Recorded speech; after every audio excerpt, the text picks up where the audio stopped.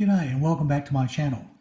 No, it's not going to be the Arizona. That is being shot and in production, so don't stress. But I thought it's been such a long time, a number of you have asked about the Kettenkrad.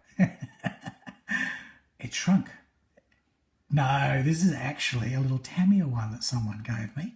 And it was just like a 5-minute glue together, and I slapped a bit of yellow Styrene on it and threw a bit of a panel line wash and had fun painting the tracks, which are all situ, because that's one big piece.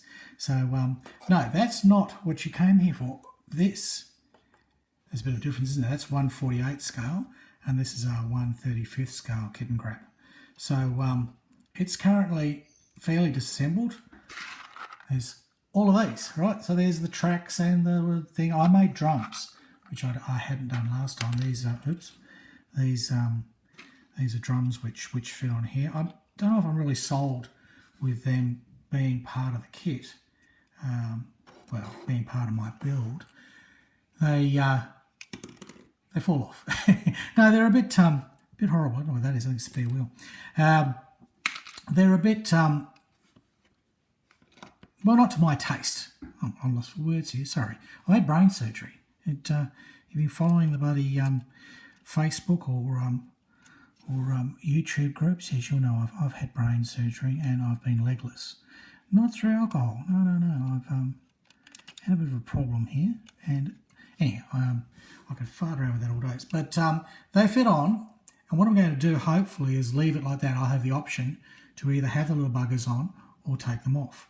Because it's all well and good, and I know it's part of the kit, but it's not the flavour that's getting me excited. So, what we really need to do, and I know I'm waffling, and there's a gentleman there from Texas who has made his views very clear this week about my waffling.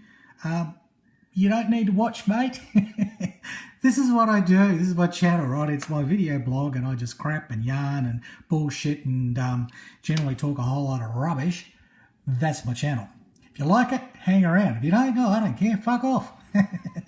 Now, yeah, so I've got a box of bits, and I'm now going to get the black sternal res out, and let's give this whole thing a prime, and then get on with the job of painting it.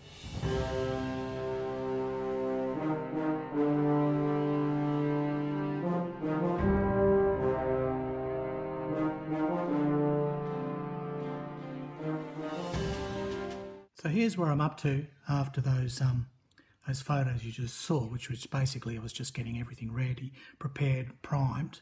I did do the track links, as you saw, so they're all done, ready to go. I'll just put those aside because next on the agenda is doing a bit of hairspraying so that I can lay some colours down and get a camo scheme over the top of this that I can then chip. So I'll get everything off this this board, because black on black is pretty hard to bloody see what you're doing, isn't it? So here's the body. That's probably end up just hand painting that. I don't think I'll do any airbrushing on that at all. Still in two minds as to whether to use this this cable sort of arrangement, but who knows? I might. There's the motorcycle front end, and there's a little pokey roddy thing that they use for the pushing the cables along, I suppose.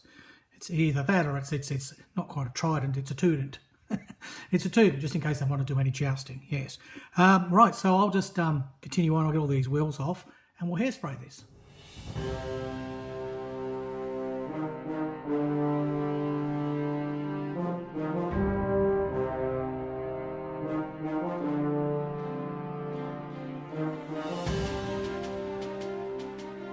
My hairspray is now dry. That's not something I normally say, not with my bald head. But anyhow, the hairspray is dry, so we are ready for the acrylic top coat. Now, checking the instructions, I've got all fouled up here. Checking the instructions, here they are. Have a look at the painting guide, which is very minimal. Doesn't tell you much at all. Basically, you only get a side view. But all of those wheels have got tyres. Every single one of those tiny little buggers. So I'm going to try and paint them using a circle stencil, so that hopefully I won't have to hand paint all those tyres, which is a lot of bloody work. So we'll do that. So what I've done is, here's my circle stencil. it's all ready to go. And I've worked out that the two smaller sprockets, wherever they've got to, these two small sprockets, they're a 9mm diameter. The slightly bigger ones on the rear, they're a 10, and then all of the rest of the wheels for the middle of the track links, they're all an 11. So that's basically my, you can see it there, my 9, 10, 11, okay? And then I would manage to pull off, which I'd planned because it hadn't been cemented in, obviously, the front wheel. I've pulled that out of the little motorcycle front assembly. That wheel's come out so that I can hopefully do the same trick with that. I'll just stencil on the sort of browny yellowy colour. What's it called? Dunkelgrab. Dunkelkrab. Yeah, whatever it's called. Yeah, that's a 14. So there we go. So I've masked around the ones I don't need. So 14 is going to be fairly good. I shouldn't spray wider than that. But these are so close together, it's going to be a little bit tricky doing those without a lot of overspray. So I've got a spare bit of tape here that I'll move from one to the next as I go. So we'll start on number 9. That's the smallest, and I'll just gently put that on there. This should give me pretty well a mask to do all of these, and it shouldn't be that hard to paint those wheels. So let's get organised, and I'll start painting my wheels, and I'll get a base coat of the Dunkelkrab all over the rest of this Kettenkrad.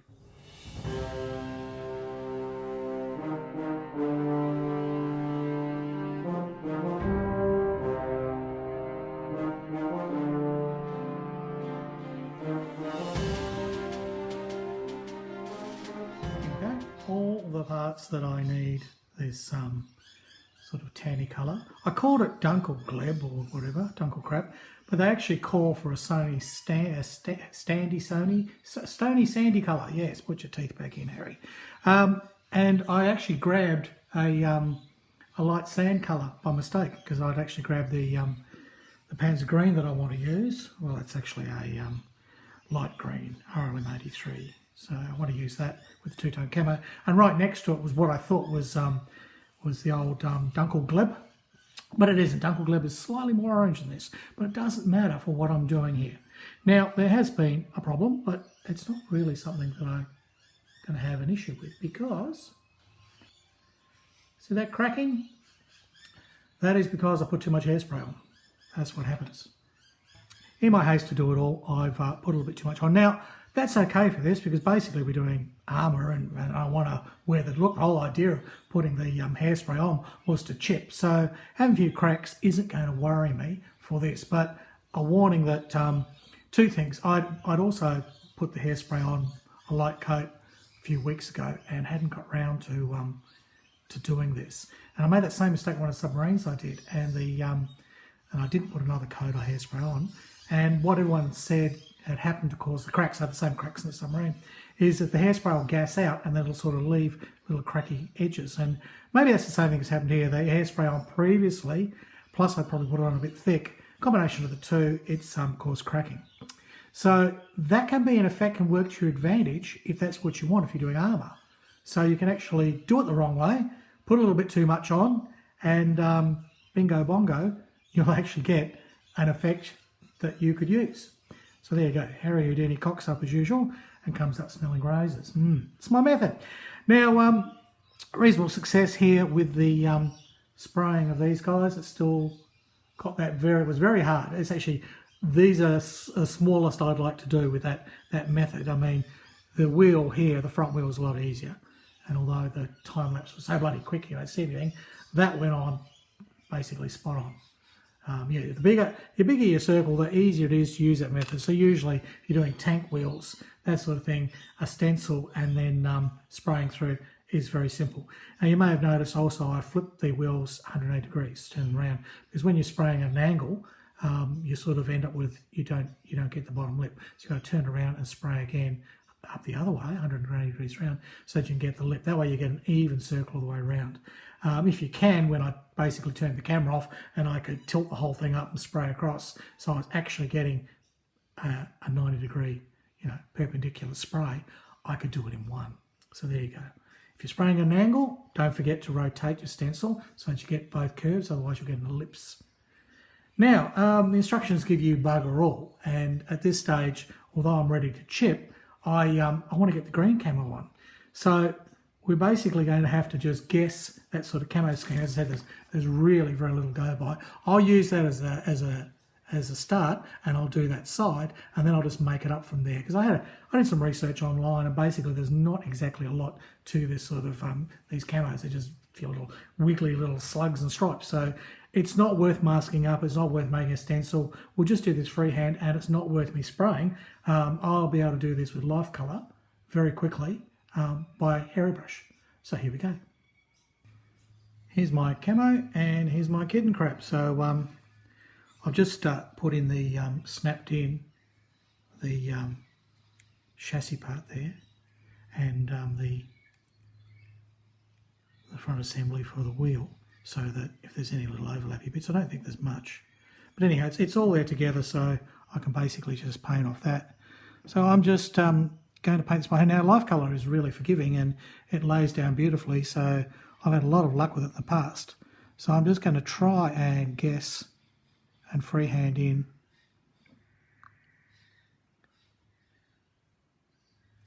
the same look.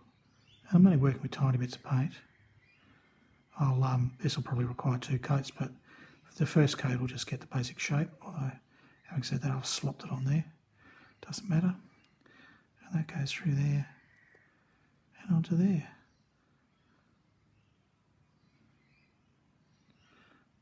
Most of these field camos were just kind of slapped on by the crew anyway.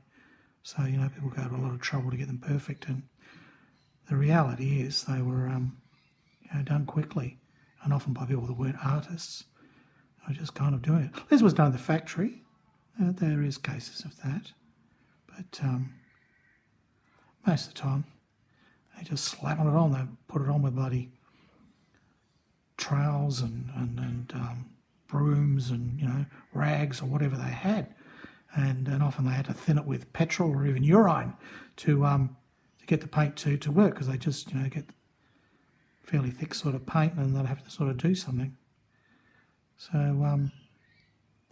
there we go. Yeah, a bit ham-fisted, I think. A bit ham-fisted. Doesn't matter. Beauty is, because I'm going to do 2 coats, if I fill any bits is it's not as good as it could be, I'll come back. Yeah, you could airbrush this, but this thing is so tiny. And this is the thing, it's been a lot of the trouble working on this kit, is it is so little. There's a 1/16 scale version. That'd be a reasonable size to work on, and you'll be able to see what the bloody hell you're doing, because quite frankly it's a challenge at this scale. I mean, the wheels and the tracks, if you've seen the previous videos, you know the track links, how hard they were to put on. So this sort of goes up there and through there. And again, I'm not too worried. I'll probably come back when I do the second run. I might go to a finer brush. Actually, this is a 0. I could probably go even smaller. So that, well, it's sort of doing it. It'll all come out in the end. It's just a matter of, I'd have to work reasonably quickly because I want to do the chipping. So this paint still has to be, well, the hairspray underneath, it can't gas out on me. Well, that's the theory. So there we go. There's sort of some colours there. And what have we got here? Well, sort of the back of the lamp.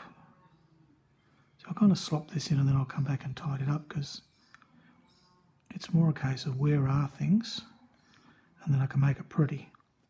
So I'm sort of sketching it in really with paint at the moment.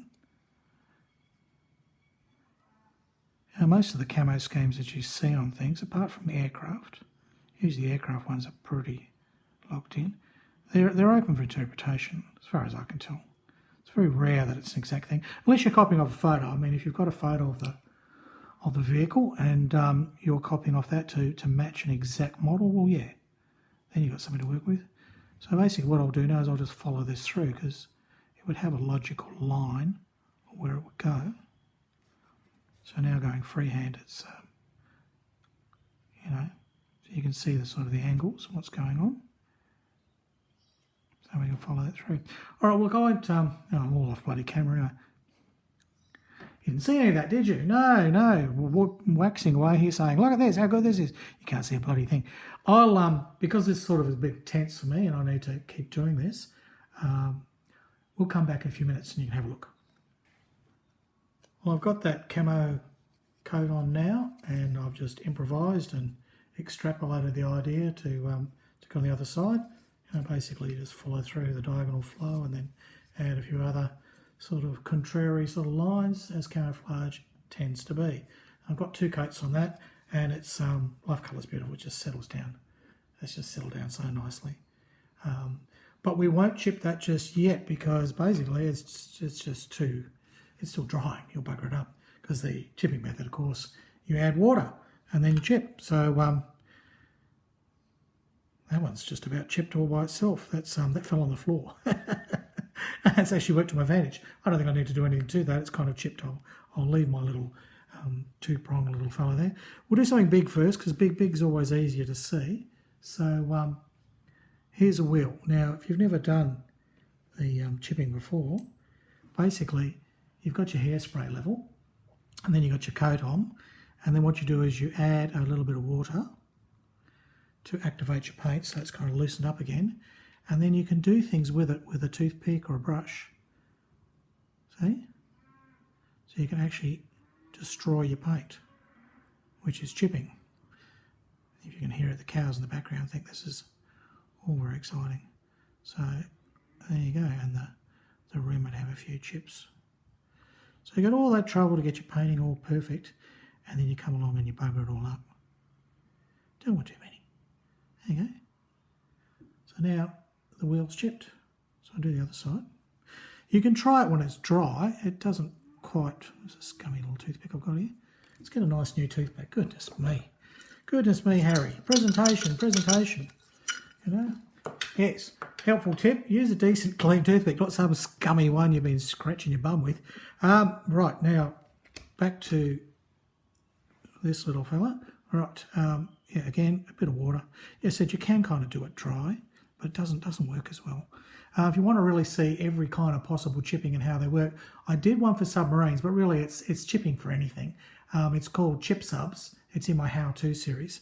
And there I explore dry chipping, wet chipping, chipping severely, chipping lightly, and I got all kinds of effects happening. Now, I've put a little bit too much water on this time, so I need to be really careful with the toothpick, because basically, you see it's coming off in great size. And that's one of the things. A little will give you little chips. If you flood it like I've done here, then it kind of lifts the paint and you can get massive chips. So we don't want too many. How's that? That's enough. That'll give me basically all I need. Yeah, that front wheel, you know. So there we go. So now it's just a matter of basically I'll just work through all of these and the same sort of thing. A few bloody basks here and there.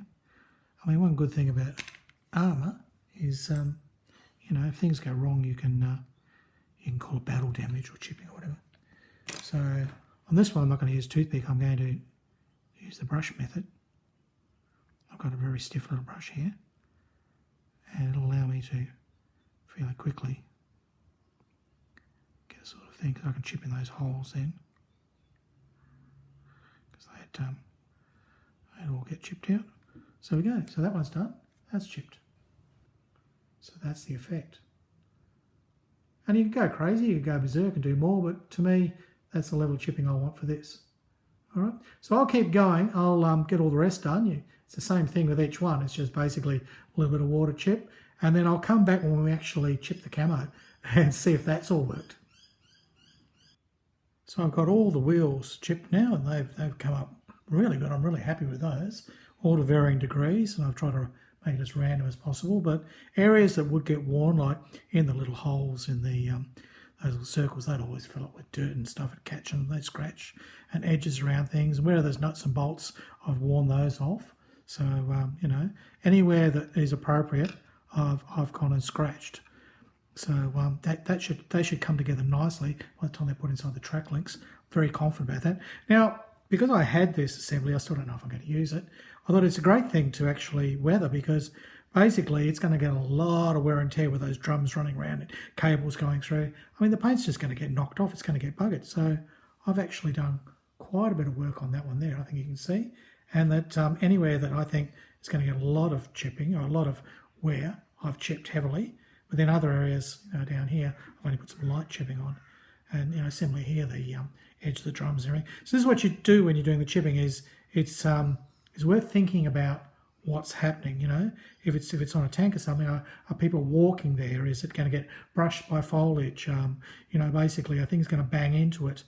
What's the traffic? What's going to cause it to chip? Because things don't just chip by themselves. They get chipped because they're bumped and banged. And usually it's all little edges and things. In fact, there's even some there that I've missed, see? Some little ones there that I can go in and do now. Now this is activated, I can keep going. But you get a little bit of time once you sort of play with it. So yeah, any edges like that, they would need doing. So I've done most of those on this side. This is what happens. You've only got to look at things in real life. Have a look at things that you use regularly, especially things in a tool shed or, basically have a look at any earth-moving machinery or on a building site and have a look at what happens. And yeah, edges chip. Anything with a relief gets bumped against, Anywhere that something's running through, like here with my cables, anywhere that's running through, that's going to get chipped even more because there's constant traffic of things.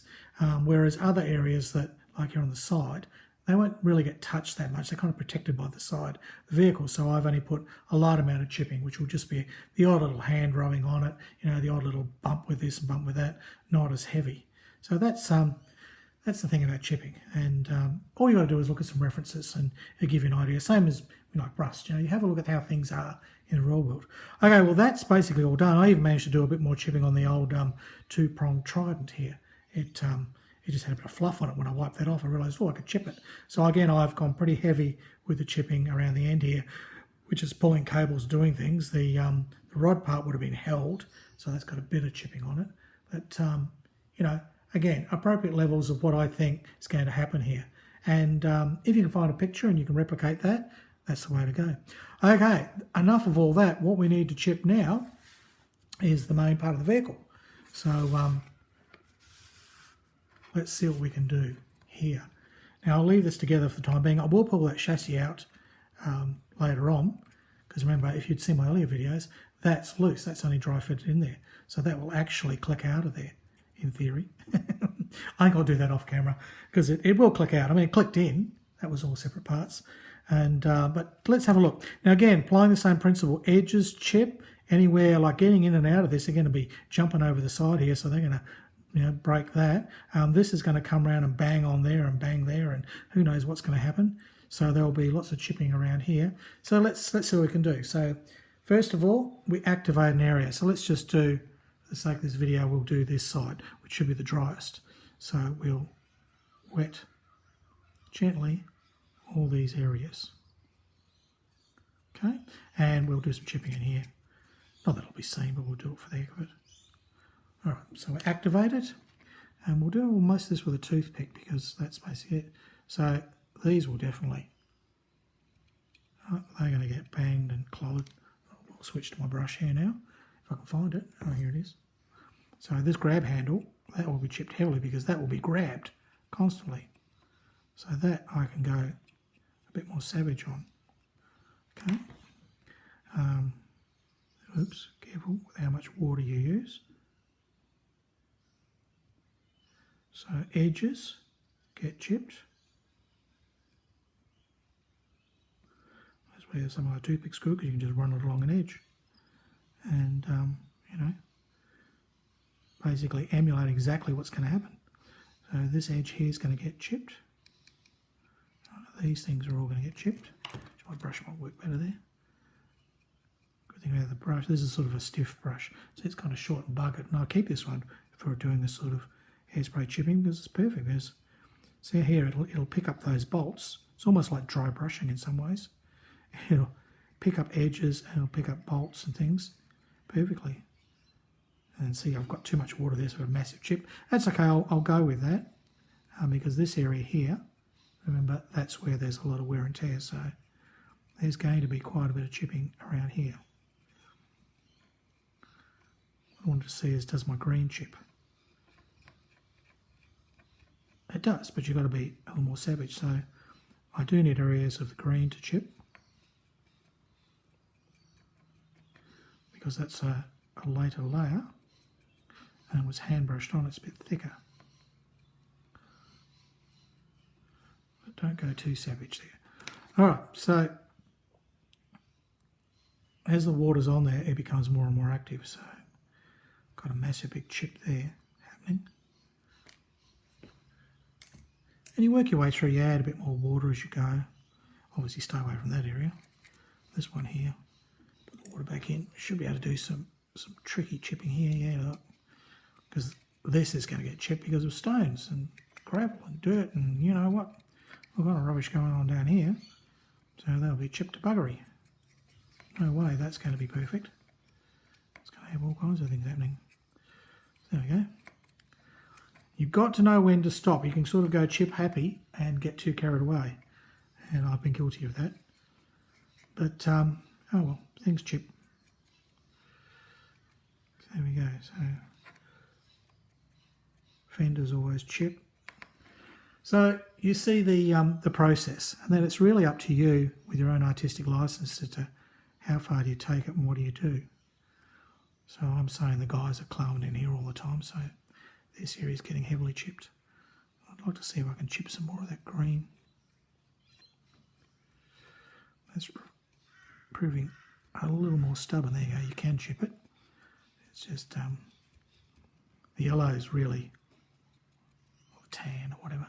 The tan chips quite easily. So I'll keep going with this and I'll just use that same method all the way through, chipping away. Trying to be as obtuse as it was there. That's a bit more than I would have liked. But it's okay, I can do one of those. I don't want too many of those on there. But I'll just get some light chipping all the way through and then we'll come back.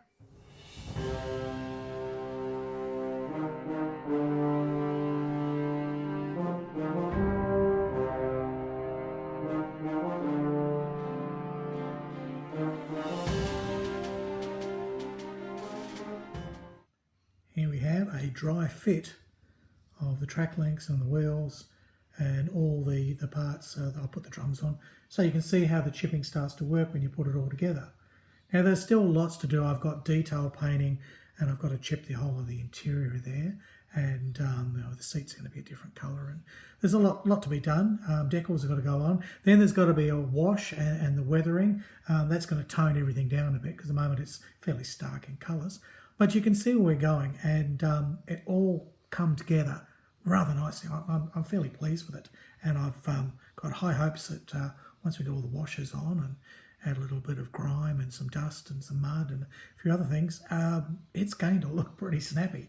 But you can see how little it is. That's my hobby knife, right? So there's my hand, right? My hand. This Kettenkrad is tiny. It's only like about 2 or 3 inches long, really.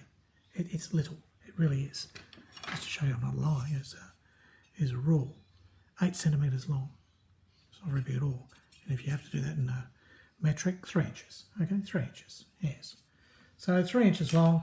It's a fairly little thing.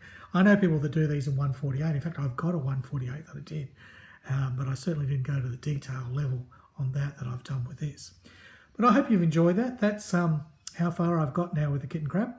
And next time I say washes, some mud, the detail painting will all be done, and hopefully it'll all come together in the end. Okay, well that's it. It's goodbye from Australia, and it's hooroo from Harry Houdini.